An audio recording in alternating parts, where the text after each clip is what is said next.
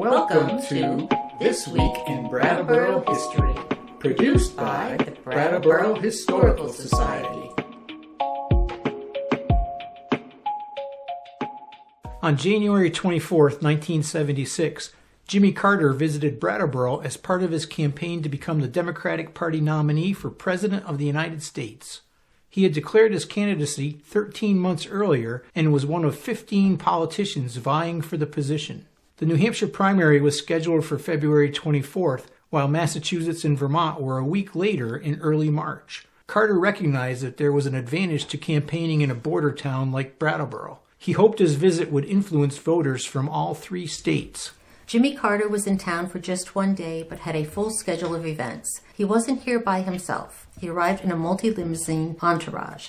The Reformer reported that nearly 30 Secret Service personnel were traveling with Carter. ABC television was following him, as was ABC political commentator Sam Donaldson. National and New England Carter campaign staff were also in the crowd, which meant that there were close to 50 people trailing along behind the candidate. Carter began his public appearances by speaking to the Democratic State Committee meeting at the Brattleboro Center for the Performing Arts. Next on his itinerary was the downtown office of the Reformer for an interview, then a walk up to the Fitz and Olson law offices, at the invitation of John Carnahan, to hold a press conference. After the press conference and a private phone call to Hubert Humphrey to smooth some ruffled feathers, it was off to Putney Road for a chat with 35 invited guests in the home of a Democratic legislator, then to the Plantation Restaurant for dinner. The Windham County Democratic Committee held a fundraising event at the Plantation Restaurant on Putney Road and charged $5 a plate to attend the gathering. 24-year-old Ron Squires was the Windham County Democratic chairman and organized the event. The Secret Service estimated that more than 1,100 people attended the dinner.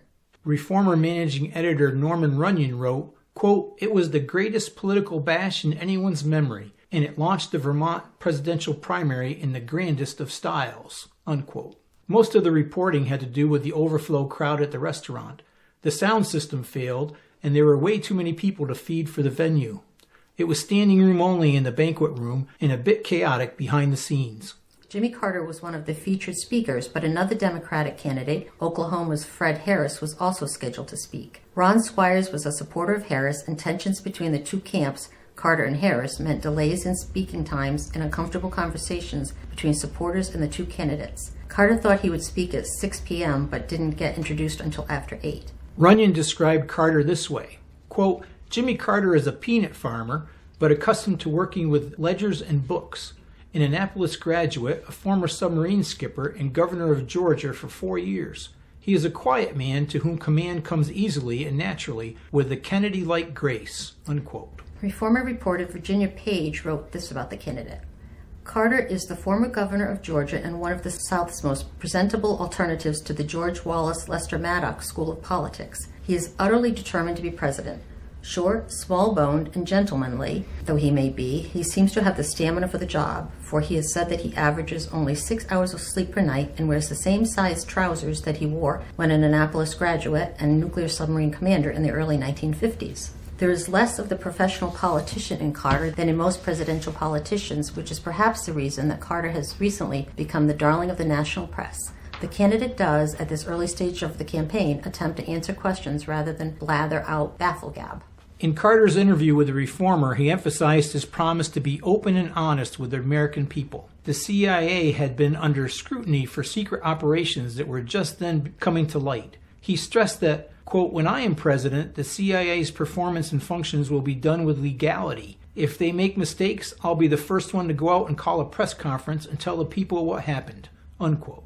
He was asked about civil and economic rights issues and responded by speaking about the prison system. Quote, "Most prisoners are poor. You don't see rich people in prison," unquote. He then went on to describe his desire to create a more equitable legal justice system. He answered questions about his promise to pardon Vietnam War resistors. He was asked about environmental and economic competing interests and replied, quote, "If there was a question of an irreconcilable conflict between the environment and an economic development, I would be for the environment," unquote. Jimmy Carter would win the New Hampshire Democratic primary on February 24. In early March, Carter would also win the Vermont Democratic primary over Sergeant Shriver and Fred Harris. Here in Brattleboro, Shriver received 336 votes, while Carter came in second with 302. In the 1976 presidential election, Republican Gerald Ford received 54% of the Vermont vote, while Jimmy Carter received 43%.